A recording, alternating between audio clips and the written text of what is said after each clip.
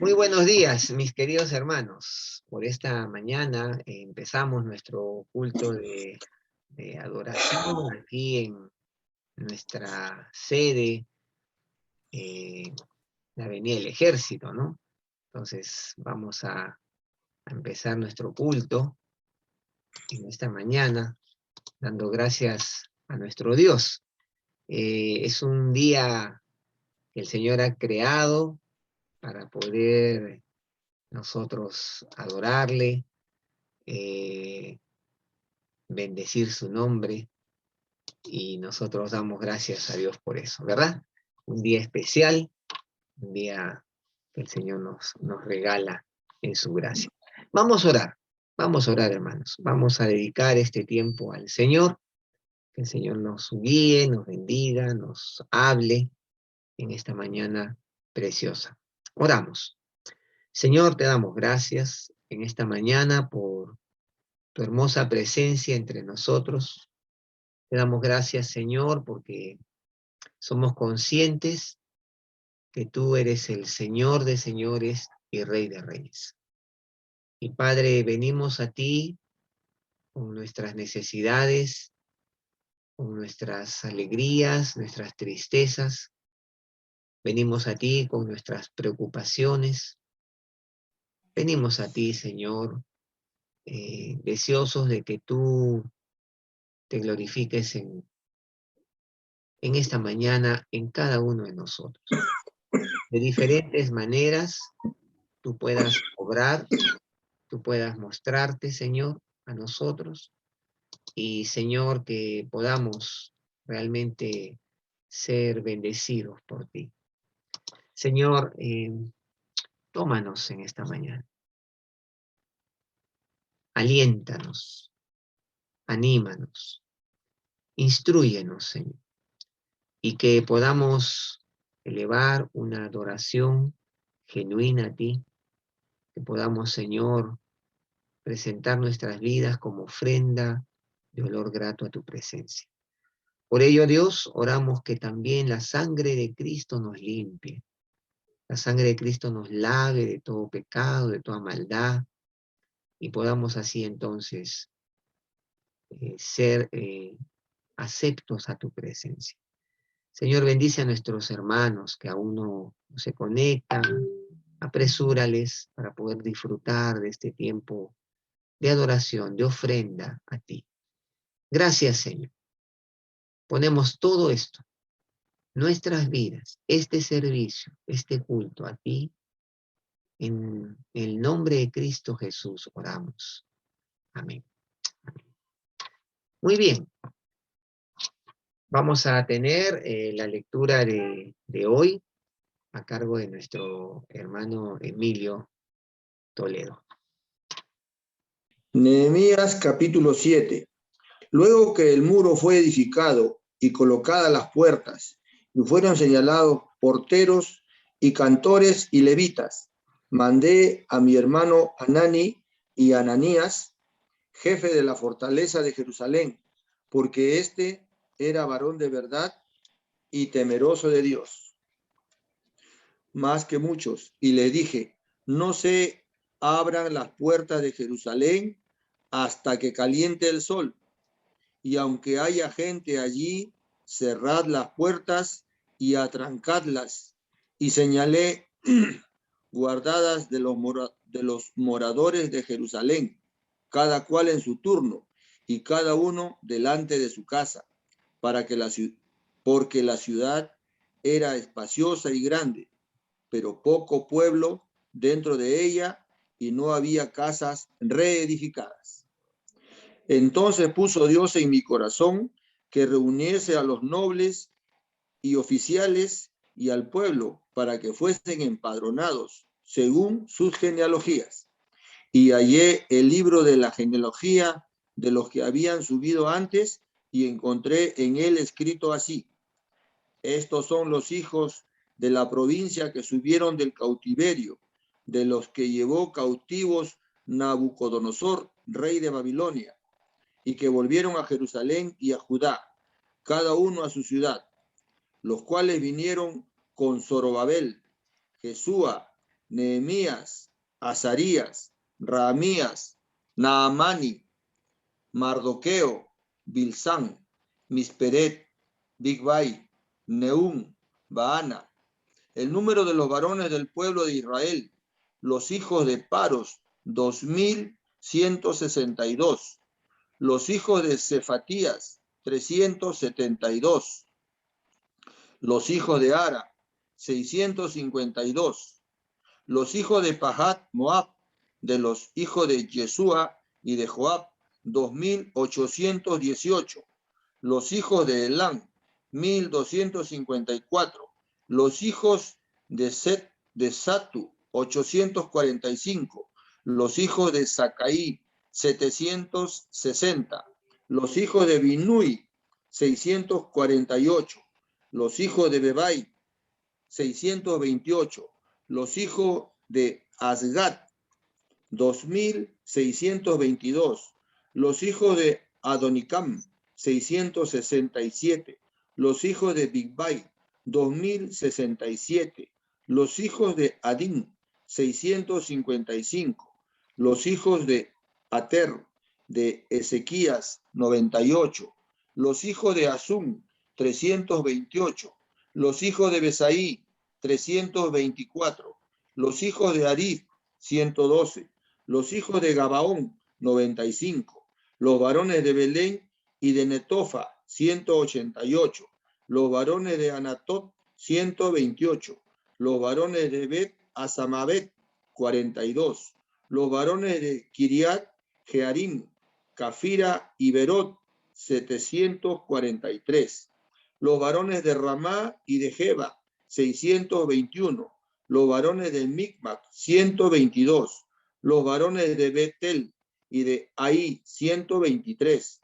Los varones del otro Nebo, 152. Los hijos del otro Elam, 1254. Los hijos de Arim, 320. Los hijos de Jericó, 345. Los hijos de Lot, Adit y Ono, 721. Los hijos de Sena, 3930. Sacerdotes, los hijos de Jedaías, de la casa de Jesúa, 973. Los hijos de Imer, 1052. Los hijos de Pasur, 1247. Los hijos de Arín, 1017. Levitas, los hijos de Jesúa, de Cadmiel, de los hijos de Jodavías, 74. Cantores, los hijos de Asaf, 148. Porteros, los hijos de Salum, los hijos de Ater, los hijos de Talmón, los hijos de Acub, los hijos de Atita y los hijos de Sobaí, 138. Sirvientes del templo, los hijos de Sia, los hijos de Azufa, los hijos de Tabaot, los hijos de Queros, los hijos de Siaja, los hijos de Padón, los hijos de Levana, los hijos de Agaba, los hijos de Salmaí, los hijos de Anán, los hijos de Gidel, los hijos de Jaar, los hijos de Reaía, los hijos de Resín, los hijos de Necoda, los hijos de Gazán, los hijos de Usa, los hijos de Paseja, los hijos de Besaí, los hijos de Meunim, los hijos de Nefisesim, los hijos de Bakbuk, los hijos de Akufa, los hijos de Harhur, los hijos de Baslut, los hijos de Meida, los hijos de Harsa, los hijos de Barcos, los hijos de Císara, los hijos de Tema, los hijos de Nesía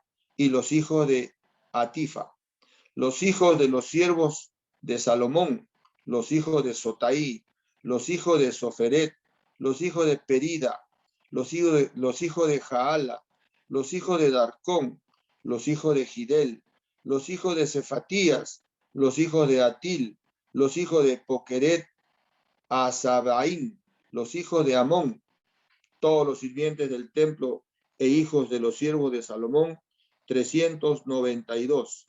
Y estos son los que subieron de Tel Maala, Tel Jarsa, Kerub, Adón, Elimer, los cuales no pudieron mostrar la casa de sus padres ni su genealogía, si eran de Israel.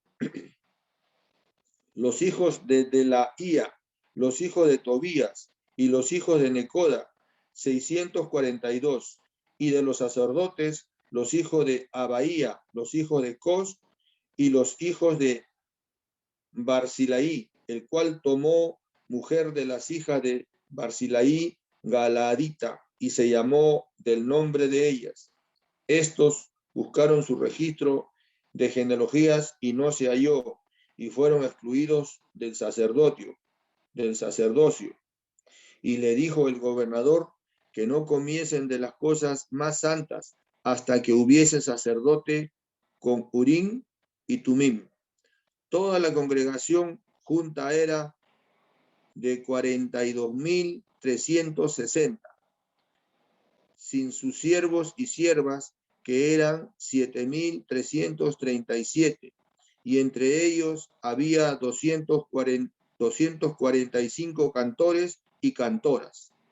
Sus caballos 736, sus mulos 245, camellos 435, asnos 6.720, y algunos de los cabezas de familia dieron ofrenda para la obra.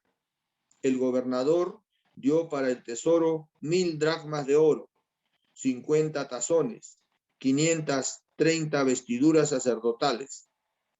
Los cabezas de familia dieron para el tesoro de la obra 20.000 dracmas de oro y 2.200 libras de plata. Y el resto del pueblo dio 20.000 dracmas de oro, 2.000 libras de plata y 67 vestiduras sacerdotales. Y habitaron los sacerdotes, los levitas, los porteros, los cantores, los del pueblo, los sirvientes del templo y todo Israel en sus ciudades. Palabra de Dios. Amén. Gracias a Dios por su palabra. Con esa actitud, en ese pensamiento, reconociendo que Dios ha hecho su obra en nosotros.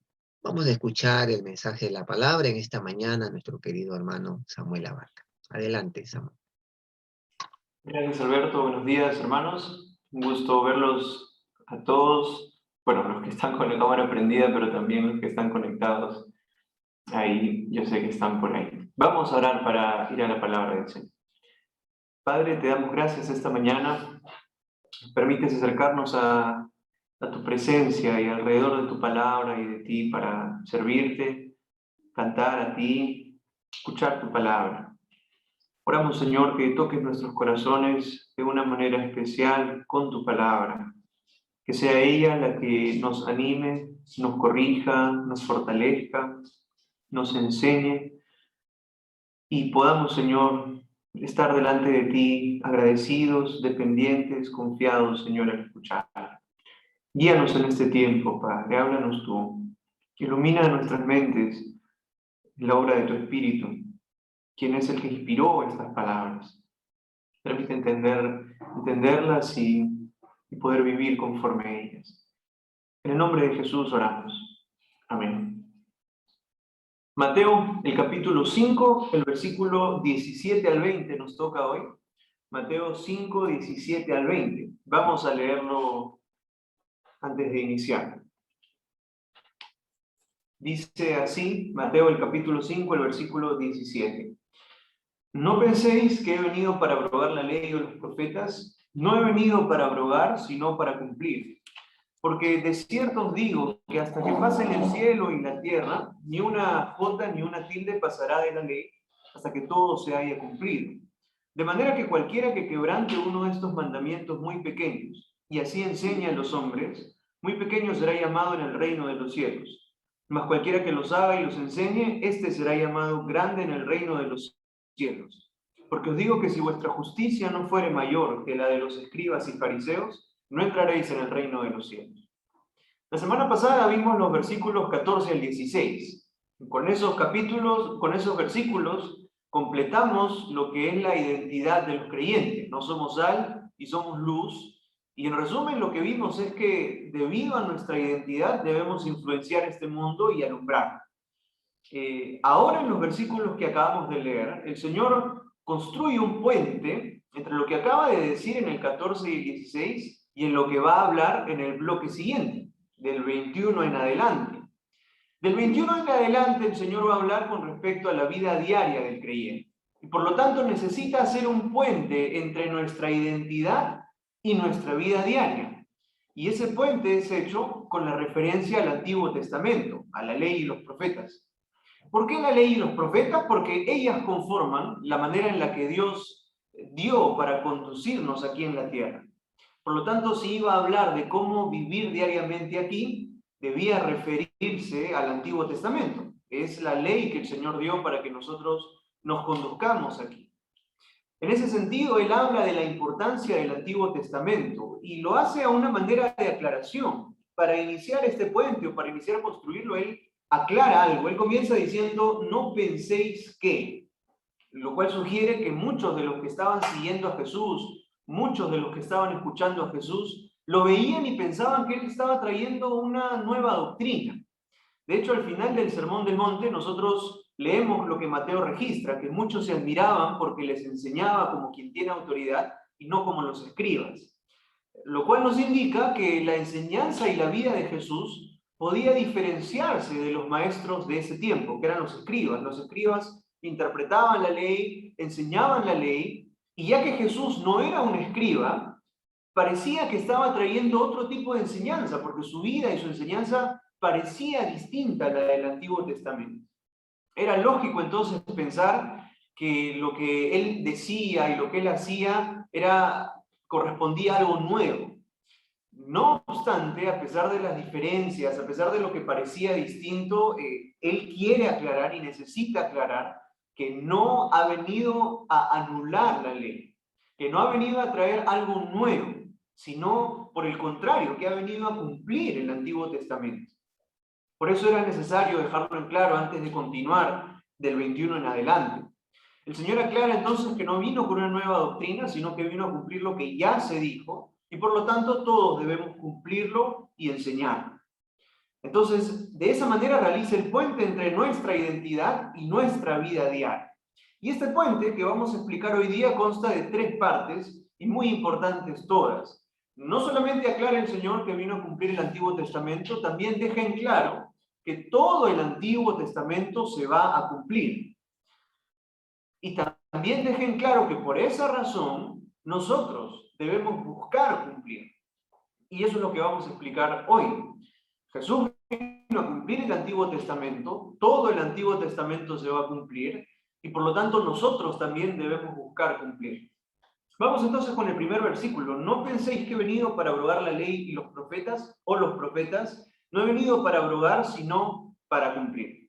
Como dijimos, la ley y los profetas hace referencia al Antiguo Testamento. La ley es lo que se dio en la Torá, de Génesis a Deuteronomio. Y luego tenemos a los profetas, que son los que conocemos, ¿no? Daniel, Jeremías, Ezequiel, etc. Pero ¿qué es la ley primero? ¿Qué es la ley? La ley es la expresión del ser de Dios. ¿Por qué decimos que la ley es la expresión del ser de Dios? A Dios nadie lo creó. Dios existe, Dios es. Cuando Dios se presenta a Moisés y Moisés le dice, ¿de parte de quién vengo? Él dice, de parte del yo soy. Él es. Con lo cual no hay nada sobre él. No hay nada que lo sujete, no hay ley que lo sujete, no hay ningún estándar que lo limite, sino que de él proviene todo, incluida la ley. Por lo tanto, si nada rige a nuestro Dios, si nada está sobre él, los preceptos que él dio deben nacer de él mismo. Lo que él dijo y la forma en la que dijo que debemos vivir nace de su propia naturaleza, no de otra. La ley, por lo tanto, son sus estándares, sus principios éticos, sus formas, es su naturaleza. Y por eso decimos que la ley y los profetas son la expresión del ser de Dios, que nos muestran cómo es Dios, quién es Dios, qué le agrada a Él, qué no le agrada a Él, cómo quiere Él que vivamos, y es conforme a su naturaleza. Por lo tanto, ya que la ley de Dios es una expresión de su naturaleza, de su ser, es la única que rige la verdadera justicia y es el más alto estándar de perfección porque nuestro Dios es perfecto totalmente. No hay ley creada o dada por los hombres que otorgue un estándar mayor, porque no hay ser más perfecto que Dios. Esa frase la leí en una Biblia de estudio, estudiando esta semana, y es muy cierta por lo que acabamos de explicar. Si no hay nada arriba de Dios, la ley proviene de la naturaleza de Dios, y por lo tanto, como Dios es perfecto, la ley es el más alto estándar de perfección. Los profetas de la misma manera. Los profetas fueron inspirados por Dios y por lo tanto nos hablan lo que vendrá próximamente en los eventos futuros, que es lo que Dios quiso decirnos. Son las formas de Dios de darnos la esperanza. Por ejemplo, habiendo prometido al Hijo. Por ejemplo, también prometiendo que el Hijo va a volver. Entonces, los profetas y la ley son la expresión del ser de Dios, es la expresión de sus formas, es el más alto estándar de justicia que existe, es el más alto estándar de perfección porque vienen del más justo y el más perfecto. ¿Y qué contiene la ley? ¿Qué contienen los profetas?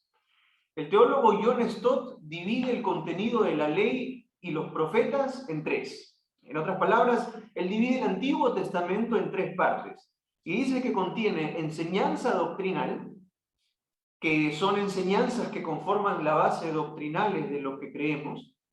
La ley y los profetas contiene profecía de predicción, es decir, detalle de eventos futuros que fueron expresados para un certero cumplimiento, y preceptos éticos, o sea, mandatos o lineamientos para vivir. En resumen, contiene enseñanzas doctrinales, profecías de predicción y mandatos dados al pueblo de Israel y también al mundo en general. Entonces tenemos qué es la ley y los profetas, tenemos qué contiene la ley y los profetas. Y ahora vamos a responder a la pregunta, ¿por qué Dios dio la ley y los profetas? ¿Por qué la necesidad de una ley para nosotros? De hecho, para eso debemos preguntarnos por qué no se la dio a Adán y a Eva primero. Y era porque ellos eran perfectos. El pecado distorsionó al mundo y distorsionó lo que rige el mundo. Y por eso, una vez que Adán y Eva pecan, ellos necesitan leyes para convivir entre ellos y conducirse, porque el pecado distorsionó la forma de pensar. El hombre dejó de ser perfecto y pasó a necesitar que le digan explícitamente qué era lo correcto y qué era lo incorrecto. Por otro lado, con los profetas, Dios quiso anunciar los eventos que habían de venir, para lo cual usó sus santos hombres, como nos dice Pedro en la segunda carta de Pedro, y que escribieron con respecto a los eventos futuros para traer esperanza a la humanidad de la venida del Salvador. De hecho, Dios siempre anunció la venida de Cristo. Aún la misma noche de su venida, Dios quiso anunciarlo mediante la estrella de Belén. Entonces, la ley y los profetas son el Antiguo Testamento, son la expresión de Dios, contienen enseñanzas, profecías y mandatos, y fueron dados para conducirnos aquí en la tierra. Entonces, a eso se refiere el Señor cuando dice la ley y los profetas. Y dejó en claro entonces también que no vino a abrogar todo lo que se dijo con respecto a ellas, sino que vino a cumplirlas. Sabiendo entonces qué es la ley y qué son los profetas, vamos a ver que no vino a abrogarlas ahora y vamos a ver el cumplimiento de ellas. No vino a abrogarlas significa que no las iba a anular, no las iba a invalidar, no las iba a dejar sin vigencia. Ya dijimos que ellos, los discípulos y los del tiempo de Jesús, podían haber estado pensando en eso, pero no. ¿Y por qué no abrogarla? Porque toda la ley tenía que cumplirse, y es lo que explica en el versículo 18, pero antes de llegar al versículo 18 quisiera explicar antes qué significa que vino a cumplir la ley y los profetas. Hemos dicho que la ley y los profetas, o el Antiguo Testamento, se divide en tres, ¿no? Enseñanzas doctrinales, profecías de predicción, preceptos éticos. Entonces, cuando el Señor habla de cumplimiento de la ley y los profetas, del cumplimiento del Antiguo Testamento, debemos considerar que cada una de estas partes iba a ser cumplida. ¿Y cómo iban a ser cumplidas? Si la enseñanza doctrinal, que son las creencias básicas de nuestra fe, que son las creencias básicas de lo expresado por Dios, es esto, entonces su cumplimiento se lleva a cabo en el corazón de cada uno, porque implica creer en ellas. Una doctrina se cree y por lo tanto también su cumplimiento se da en el actuar conforme a ellas. Y eso vino a hacer Jesús. Con respecto a las enseñanzas doctrinales, cuando Él dice que vino a cumplirlas, Él dice que Él mismo es el cumplimiento de ellas. Lo que se dijo con respecto a la salvación, lo que se dijo con respecto al hombre, lo que se dijo con respecto a Dios en el Antiguo Testamento, Él vino a cumplirlo. Y por lo tanto vino a vivir conforme a esas enseñanzas doctrinales. En segundo lugar, con respecto a las profecías de predicción, Él dijo que vino a cumplirlas porque Él es el prometido. Él es el cumplimiento. Él es la promesa que Dios dio en el Antiguo Testamento. Jesús no vino a dar otra promesa, vino a cumplir lo que ya se dijo y su vida misma es per se, como se dice, ¿no? En sí el cumplimiento. Si estas profecías no suceden, evidentemente son falsas, pero sucedieron en Cristo porque Él vino a cumplirlas y Él es el cumplimiento. Finalmente, con respecto a los preceptos éticos, los mandatos, las directivas, cuando Jesús dice que vino a cumplir, quiere decir que vino a obedecerlas total y completamente y correctamente, de la manera en la que debían ser cumplidas, no de la manera en la que los fariseos la cumplían, sino en la que debía ser cumplida. ¿Cómo podía hacer esto? Pues es que Él es el autor. Jesús mismo, que es Dios, escribió las leyes y sabía Él cómo debían ser cumplidas y vino entonces a mostrarnos. Cuando Jesús entonces dice que vino para cumplir la ley y los profetas, está diciendo que tanto Él las cumplirá como que también Él es el cumplimiento de todo el Antiguo Testamento. La palabra cumplir implica todo eso. No solamente que va a obedecer la ley al pie de la letra, y la va a obedecer toda, y la va a obedecer de manera correcta, sino también que Él mismo es el cumplimiento de ella. Las promesas se cumplen en Él, las profecías se cumplen en Él. Todo el Antiguo Testamento apunta a Cristo, y cuando Él viene entonces se cumple lo prometido. Con lo cual, podemos afirmar lo siguiente: todo lo que dice el Antiguo Testamento puede ser cumplido por Jesús y solo por Él. ¿Y por qué vino Jesús a cumplir el Antiguo Testamento? Yo pienso en dos razones. Seguramente hay más que no conocemos en el misterio de Dios, pero hay dos razones. Primero, porque nadie más podía cumplir el Antiguo Testamento. Nadie puede cumplir al pie de la letra todos los mandatos, preceptos, enseñanzas y profecías que el Antiguo Testamento nos indica. La palabra misma da testimonio de eso. Todos pecaron, todos se apartaron. Y la propia experiencia de cada uno de nosotros aquí lo muestra. No hay ninguno en este Zoom que no haya pecado. Por eso su venida es una muestra de su misericordia.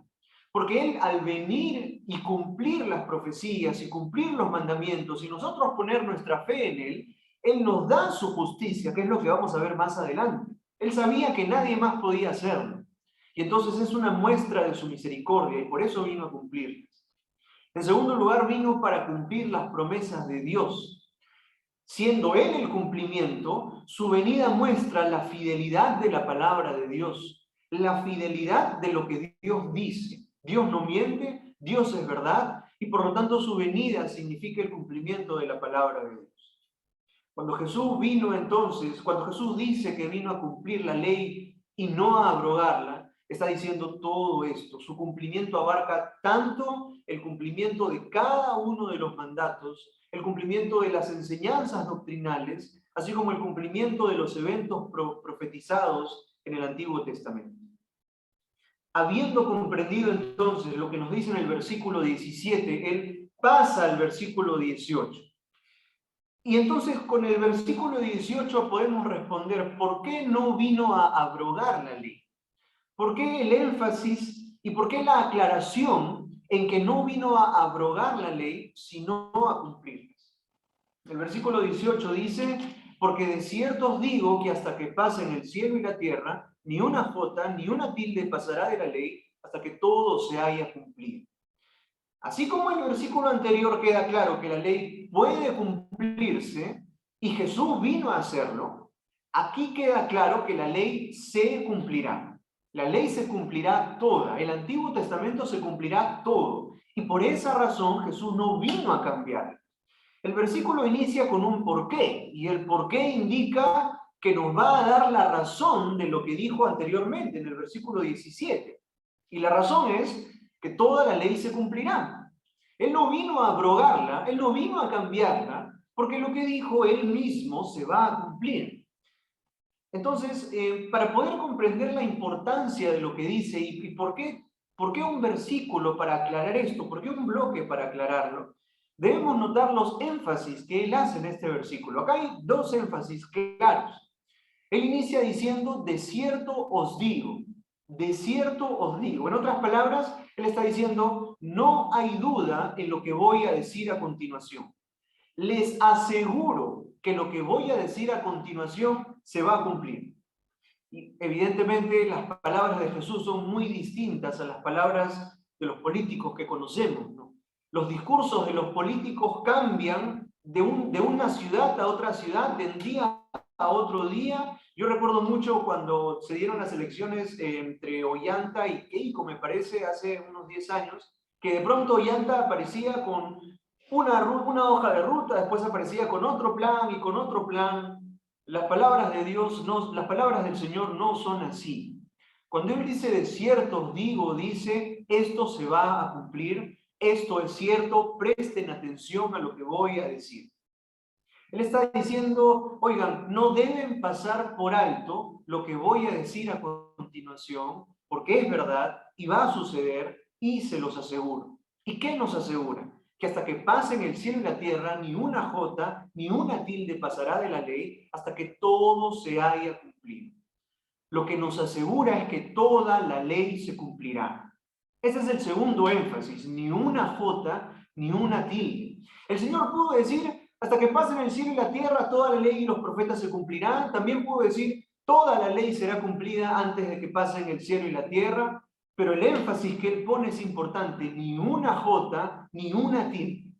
Estos son los signos más pequeños del alfabeto hebreo. La jota es la letra más pequeña del alfabeto hebreo. La tilde era un signo gramatical muy pequeño. Es como si dijéramos, ni el punto de las íes se dejará de lado. El Señor está introduciendo un sentido de importancia a toda la ley y lo hace mediante un doble énfasis.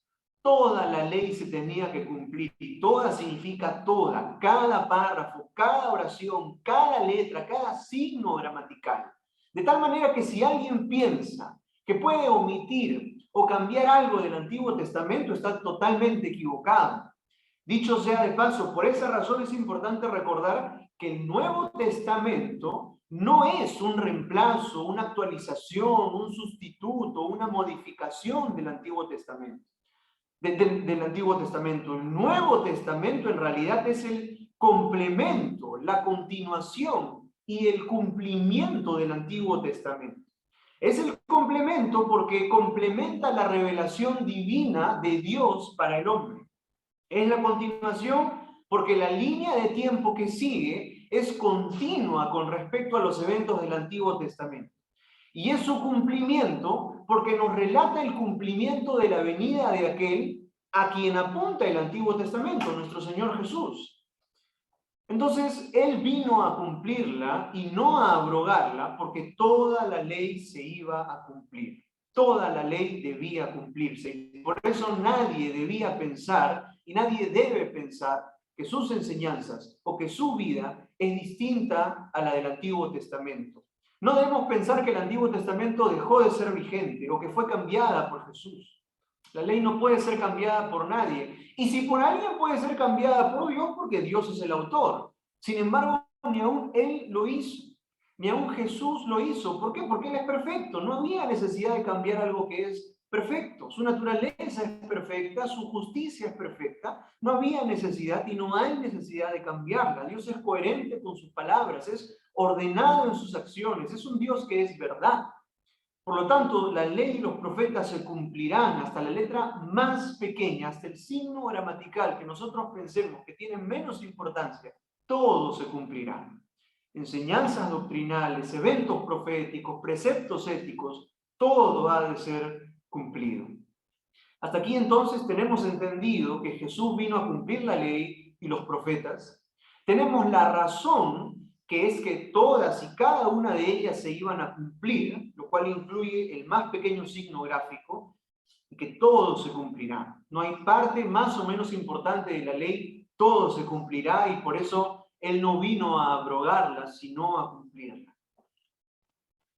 Y entonces ahora en el versículo 19 y 20, Él va a hablar de nuestra relación con la ley y los profetas y va a decir que por esa razón nosotros debemos obedecer también el Antiguo Testamento y enseñarlo, y eso es lo que dice a continuación.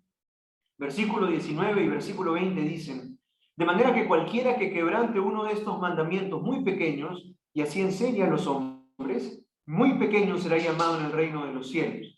Mas cualquiera que los haga y los enseñe, éste será llamado grande en el reino de los cielos. Porque os digo que si vuestra justicia no fuere mayor que la de los escribas y los fariseos, no entraréis en el reino de los cielos. Ya nos habló de Él. Él vino a cumplir la ley. Ya nos habló de la ley. Toda la ley se cumplirá. Ahora nos habla de nosotros. Nosotros debemos cumplirla también y enseñarla. Él inicia con una consecuencia, de manera que, es decir, debido a que toda la ley se cumplirá, por lo tanto, nosotros debemos cumplirlo. Y lo dice de la siguiente manera: habiendo dejado el Señor en claro que vino a cumplir el Antiguo Testamento, ahora Él pasa a explicarnos qué sucede si nosotros no la cumplimos. Recuerden el sentido de importancia que el Señor introdujo en el versículo 18, cuando Él dice ni una jota ni una tilde, implica que hay aspectos en la ley que no son menos importantes o más importantes. Toda la ley tiene la misma importancia. Es como cuando alguien arma un mueble, ¿no? Yo recuerdo que hace un tiempo llegaron los muebles a nuestra casa y entonces yo me puse a armarlo y me preocupé porque todas las piezas estén bien, todas las piezas estén y tener que usarla todas, porque si uno arma algo y no usa una pieza, entonces ya comienza a pensar algo me salió mal. Todas las piezas son importantes cuando alguien arma algo. De la misma manera, todas las partes de la ley son importantes aquí. Entonces, con esa importancia en mente, con ese factor de importancia en mente, volvamos a ver lo que dice el 19. De manera que cualquiera que quebrante uno de estos mandamientos, muy pequeños, y así los enseña a los hombres, muy pequeño será llamado en el reino de los cielos. Mas cualquiera que los haga y los enseñe, este será llamado grande en el reino de los cielos. Hay dos tipos de personas en el reino: los que serán llamados pequeños y los que serán llamados grandes. Los que serán llamados pequeños son los que quebrantan la ley, pero aún así la enseñan. Ahora, tomando en cuenta el factor de importancia, estas personas son aquellos que no le dieron importancia a los mandamientos pequeños. Alguien que tomó los mandamientos pequeños como sin importancia, sin relevancia, y por ello no los cumple, no los toma en consideración para el diario vivir. No es cualquiera que no los cumple, porque nadie nunca los cumplirá perfectamente. Es más bien aquel que le resta importancia deliberadamente por considerarlos pequeños. Esto es un grave error, porque si él está considerando, si alguien considera que algo de la ley no tiene importancia, que algo de la palabra no tiene importancia, lo que está diciendo es, hay aspectos del ser de Dios que no tienen importancia. Hay aspectos del ser de Dios que son más o menos importantes, cuando Jesús ya dijo que toda la ley es importante. Además, no solo eso, los que serán llamados pequeños, no solamente que quebrantan los mandamientos pequeños, porque le restan importancia, sino que lo enseñan. Están siendo entonces hipócritas. Toman aquello que es importante, que no es importante, no lo cumplen, lo pasan de alto, pero igual así lo enseñan. Ellos entonces serán considerados como pequeños en el reino, de menor importancia que otros. Pero también están los que son llamados grandes, y ellos son los que buscan cumplir toda la ley y así la enseñan. Ellos toman como importante todas las palabras del Antiguo Testamento, todo mandamiento, toda profecía, toda doctrina, grande o pequeña, larga o corta. Para ellos todo el consejo de Dios es importante y por lo cual buscan cumplirla toda. Y coherentemente con ello la enseñan. También ellos entonces serán llamados grandes, porque le dieron la importancia de vida a la ley y buscaron cumplirla toda ella. Dicho sea de paso, manera de paréntesis, note que aquí el Señor habla juntamente de hacer y de enseñar. Esto es claro en el Antiguo y en el Nuevo Testamento. No hemos solo de cumplir las leyes, hemos de enseñarlas a otros. Cerramos paréntesis. Entonces, aquel que piense que hay partes que no tienen importancia, así también será considerado él en el reino de los cielos. Sin embargo, con el versículo 20, el Señor va más allá. El versículo 20 dice, porque os digo que si vuestra justicia no fuere mayor que la de los escribas y los fariseos, no entraréis en el reino de los cielos. No entraréis en el reino de los cielos.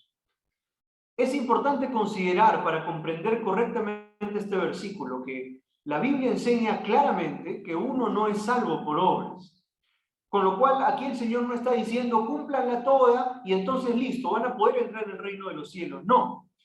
Lo que nos da entrada en el reino de los cielos es una justicia mayor que la de los escribas y fariseos. En otras palabras, tener una verdadera justicia. Y entonces, considerando esto, aquí el Señor relaciona el cumplimiento o el quebrantamiento de su ley y su enseñanza con el concepto de justicia y con el concepto de entrada en el reino de los cielos. Y vamos a explicar cómo funciona esta relación. Porque no es solo cumplir por cumplir como hacían los fariseos y los escribas. Esto es que la ley debía afectar el corazón. Primero entonces veamos el reino de los cielos. Cuando Jesús dice reino de los cielos, Jesús no discute la existencia del reino de los cielos, lo da por sentado. Y nos da a entender que no todos entrarán en el reino. Algunos sí, otros no. ¿Y cómo se entra en el reino de los cielos? Siendo más justos que los escribas y los fariseos. Aquí es donde relaciona la entrada en el reino de los cielos con el concepto de justicia. Aquellos cuya justicia es mayor que la de ellos, que la de los fariseos y los escribas, entrarán. Es decir, hay que superarlos en justicia para entrar. Y estas palabras seguramente generaron un choque entre los oyentes del Señor Jesús. ¿Por qué? Porque los fariseos eran una secta que, según las palabras del teólogo John Hoff, ellos se atribuían gran importancia a la ley oral, deleitándose en obedecer sus innumerables reglas. Eran legalistas, cumplían al derecho y al revés la ley, y ellos buscaban ser observados cumpliéndola. Los escribas, por su parte, eran los maestros de la ley, los que la interpretaban. Y de hecho ellos no reclamaban autoridad para sí mismos, porque sabían que las palabras venían de Dios. Muchos de los escribas pertenecían a la secta de los fariseos. Entonces, al escuchar que Jesús dice, ustedes deben ser más justos que los escribas y fariseos para entrar en el reino, probablemente muchos pensaron, ¿cómo es eso posible? ¿Cómo ser más justos que alguien que obedece la ley, que la conoce, que la interpreta? De hecho, ellos podrían haber pensado, nosotros los vemos cumpliéndolas, nosotros vemos que ellos las cumplen al derecho y al revés, es imposible ser más justos que ellos. Pero la respuesta es que ellos no tenían una justicia verdadera, y aquí es donde se relaciona el concepto de justicia verdadera con el cumplimiento de la ley o su quebrantamiento y su enseñanza. ¿Cuál es la relación? ¿Por qué la justicia de los escribas y los fariseos no era verdadera? El Señor lo responde en el mismo Sermón del Monte, el capítulo 6:2, dice, cuando pues des limosna no hagas tocar trompeta delante de ti como hacen los hipócritas. Versículo 6:5 dice, cuando ores no seas como los hipócritas porque aman orar en pie en las sinagogas. Versículo 6:16, Dice, cuando ayunéis, no seáis austeros como los hipócritas, porque ellos demudan sus rostros. ¿Quiénes son los hipócritas? Fariseos y escribas. ¿Y cómo lo sabemos? En el capítulo 23, quisiera que vayamos al capítulo 23. En el capítulo 23, yo creo que muchos de ustedes conocen este capítulo. El Señor nos llama así claramente, diversas veces le dice, ay de vosotros, escribas y fariseos hipócritas, versículo 13. Versículo 14, ay de vosotros, escribas y fariseos hipócritas. Versículo 15, ay de vosotros, escribas y fariseos hipócritas. ¿Por qué eran hipócritas? Volvamos al versículo 3 del capítulo 23. Así que todo lo que os digan que guardéis, guardadlo y hacedlo, mas no hagáis conforme a sus obras, porque dicen y no hacen. Ellos eran aquellos que decían y enseñaban cosas que ellos mismos no tomaban como importantes. Pero aún más, mire el versículo 23 de este capítulo. Mire el versículo 23 de este capítulo. Él dice, ay de vosotros, escribas y fariseos hipócritas, porque diezmáis la menta y el eneldo y el comino, y dejáis lo más importante de la ley, la justicia, la misericordia y la fe. Esto era necesario hacer sin dejar de hacer aquello. No solamente ellos eran hipócritas, porque dejaron de lado algunos aspectos de la ley, eran hipócritas principalmente porque la ley no había afectado su corazón, porque la ley no había afectado su corazón. Ellos habían dejado de lado la verdadera justicia, la verdadera misericordia, la verdadera fe, y se habían dedicado solo a la obediencia externa, solo a la alabanza externa, solo al ser vistos obedeciendo externamente la ley. Con lo cual, frente a la pregunta, ¿cómo ser más justos que los escribas y los fariseos? La respuesta es obedeciendo los mandamientos y enseñándolos, pero primero que la ley afecte el corazón. La ley debía afectar la vida interior de los hombres. Y eso es lo que enseña Jesús del versículo 21 en adelante, que lo vamos a ver a partir de la próxima semana. El Señor Jesús habla y enseña al corazón, al corazón. La ley debía afectar el corazón, la vida interior de los hombres. Y por eso cuando Jesús enseña el Sermón del Monte, allí es donde apunta, al corazón. Los fariseos no habían sido afectados en su corazón no había sido cambiado, y los escribas tampoco. Por eso a ellos no les alcanzaba ni siquiera para ser llamados pequeños en el reino de los cielos, porque ni siquiera iban a tener entrada, porque su corazón no había sido transformado por la ley. Solo los que son más justos que los fariseos y los escribas, los que son verdaderamente justos en su corazón, entonces ellos pueden entrar. Vamos entonces cerrando nuestro tema de hoy día. Jesús vino a cumplir todo el Antiguo Testamento y también Él es el cumplimiento del Antiguo Testamento. No lo vino a abrogar. Cada palabra, cada signo gramatical es importante porque viene directamente de Dios. Y esa es la razón por la que nosotros también debemos cumplirlos, pero no en referencia a un cumplimiento estricto a la ley o externo. Y así, siendo más justos que los escribas y fariseos, podremos entrar en el reino de los cielos. Y ese es el problema. Bajo lo que acabamos de explicar, nadie debería entrar en el reino de los cielos. Porque por las obras no podemos entrar, porque nadie cumple la ley a cabalidad, y aun si la cumplieran, la salvación no es por obras. La Biblia lo enseña claramente. No enseñamos toda la ley tampoco, nos olvidamos de enseñarla toda. Sobre todo, nadie puede cambiar su propio corazón. Nadie debería entrar en el reino, ninguno de nosotros.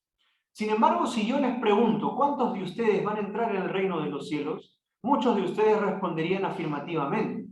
Y si les pregunto si están seguros, me dirían que sí están seguros. Y si yo les pregunto por qué, ustedes me van a decir, por Jesús. Y entonces yo le voy a decir, claro que sí. Jesús es el cumplimiento de todo. Jesús vino a cumplir todo. Y Jesús es quien verdaderamente cambia el corazón. ¿Cómo? Cuando ponemos nuestra fe en Él. Esa es nuestra justicia, que es su justicia. Cuando nosotros ponemos nuestra fe en Él, cuando el Señor, cuando el apóstol Pablo lo enseña, somos muertos y resucitados juntamente con Él, y Él por lo tanto nos da su justicia y transforma nuestro corazón. ¿Y por qué lo hizo? Es por gracia. No hay razón para que lo haya hecho, no hay razón para que nos haya dado su justicia solamente creyendo en Él, pero así es Él. Esa es su naturaleza, es su justicia y es nuestra justicia. Y por lo tanto nuestra actitud delante de Él debe ser de dependencia total, pero primero de agradecimiento profundo y constante, porque no merecíamos eso. No merecíamos entrar en el reino de los cielos, pero por su gracia podemos hacerlo. Pero también de dependencia, porque haber entrado en el reino de los cielos y tener su justicia implica que seguimos a Jesús y por lo tanto que buscamos cumplir los mandamientos de la palabra. No los cumplimos para entrar en el reino, los cumplimos como consecuencia de un corazón transformado y por eso debemos depender de Él para poder seguirlo en sus fuerzas. Dependencia y agradecimiento. Jesús vino a cumplir toda la ley, debe afectar nuestro corazón y ya habiendo recibido a Jesús, nuestro corazón ha sido transformado. Él nos dio su justicia y nos dio entrada. Mantengámonos y por eso debemos mantenernos dependientes y agradecidos por la muestra de tan grande gracia que Él dio a nosotros. Oremos. Padre, esta es tu palabra perfecta, el más alto estándar de justicia y nosotros queremos obedecerla también así como lo hiciste. Primero te damos gracias, Padre, por tan grande gracia dada a nosotros, que no merecíamos tener tu justicia, tu salvación, que fuimos, Señor, que nos rebelamos contra tu palabra, que ni siquiera podemos comprenderla sino solo con tu ayuda, y entonces te damos gracias. Ayúdanos a mantener una actitud de agradecimiento constante y profundo delante de ti. Pero también ayúdanos a mantener, Señor, una dependencia también firme de ti, porque solo por tus fuerzas podremos obedecerte y seguirte. Danos esta actitud toda esta semana, Padre, y cada día de nuestras vidas. Y sigue enseñándonos tu palabra, enseñándonos cómo aplicar tu ley aquí en el Sermón del Monte a través de cada domingo, Padre. Te lo pedimos en el nombre de Jesús. Amén.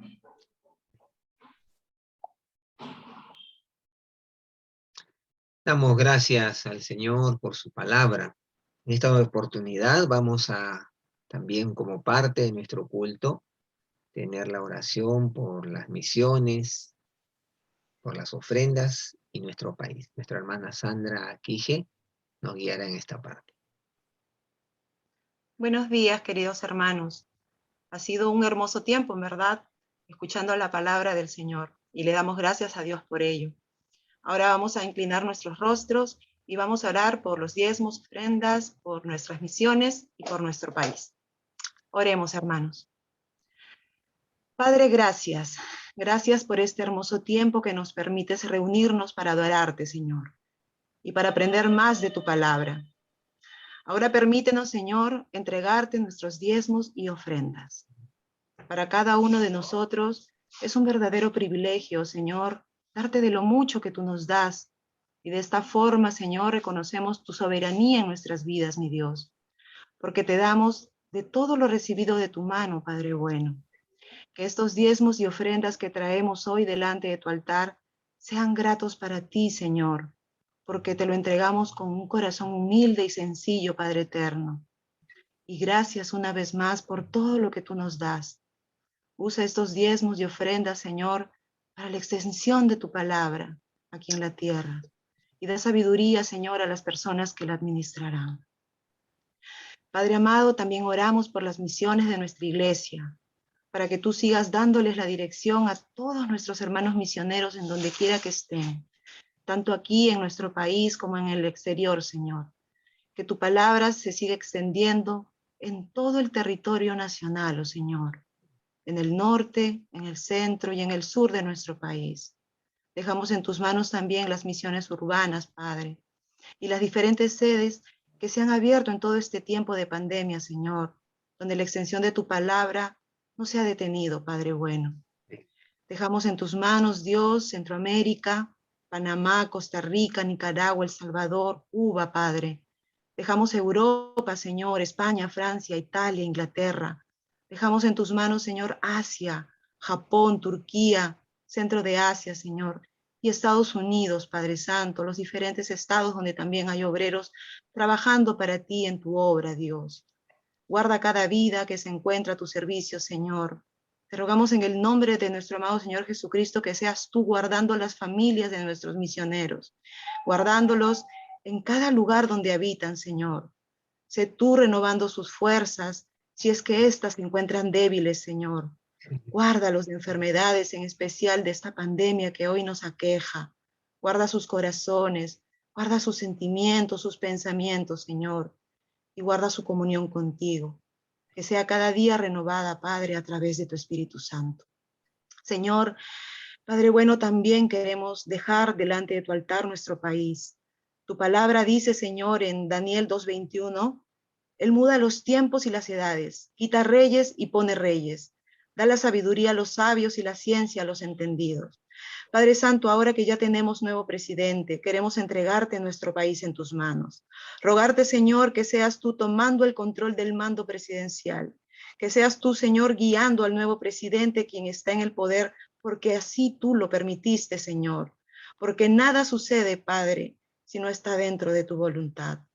Por ello, te pedimos que seas tú trabajando en el corazón de nuestro nuevo presidente y actúes con poder, que él pueda, Señor, hacer las cosas correctas, sirviendo a su pueblo, y no permitas que haya más divisiones en nuestro país, amado Señor.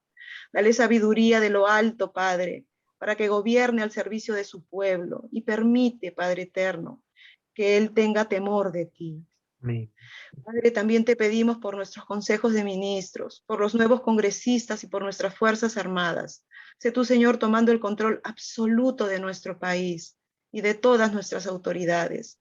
Guarda tu pueblo peruano, Señor, este 28 de julio, fecha en la cual el nuevo presidente tomará el mando, Señor, de forma oficial en nuestro país. Te rogamos que guardes todas las actividades de día, de principio a fin, y no permitas, Padre, que haya violencia. Guárdanos tú, oh Señor, con tu santo poder. Padre, finalmente guarda la economía de nuestro país. Abre puertas, Señor, de trabajo para todos aquellos que perdieron sus trabajos en los tiempos difíciles que estamos pasando de pandemia, Señor. Te rogamos, Padre, que nos guardes de la situación sanitaria por la que estamos pasando. Guárdanos con tu poder, Señor, de esta tercera ola que se nos viene. Toma el control, Padre Santo. Que no sea tan devastadora, Padre, como la segunda ola que vivimos hace poco, Señor, donde el porcentaje de muertes fue muy alto, Padre eterno. Todo esto, mi Dios, lo dejamos en tus santas y poderosas manos, y hemos orado en el santo y bendito nombre de tu Hijo Jesucristo. Amén, Señor. Amén. Amén. Gloria al Señor. Gloria a nuestro Dios. Antes de terminar nuestro culto de adoración en esta mañana, dando gracias a Dios por su palabra tan clara y tan desafiante, como también dando gracias a Dios por poder alabarle. Queremos dar un anuncio importante. Hoy, como ustedes saben, estamos de ayuno como iglesia, y de 2 a 4 estaremos terminando nuestro ayuno. Les vamos a pasar el link. Los que puedan y quieran entrar al Zoom de la iglesia, puedan hacerlo. Ojalá toda nuestra sede pueda estar ahí. Y si no, a través también de las redes sociales de la iglesia, el YouTube y el Face, vamos a hacerles llegar esta información para que podamos estar en el cierre de nuestro ayuno del día de hoy. Asimismo, queremos hacerles saber a quienes están con nosotros que nosotros nos reunimos todos los días de 9 a 10 de la noche para orar por muchas necesidades, por muchos motivos, y si usted quiere que oremos por alguna necesidad que tiene, pues acompáñenos. De 9 a 10, siempre pasamos el link de esta reunión, Y si usted hoy nos visita, queremos realmente darle la bienvenida y estamos muy agradecidos de que esté con nosotros en nuestro culto dominical. A la persona que le ha invitado, si usted está interesado en las reuniones de oración o tiene algún motivo por el cual quiere que oremos como iglesia, hágaselo saber y nosotros lo incluiremos en la relación de motivos de oración por los cuales oramos cada día. Damos gracias al Señor por esta mañana.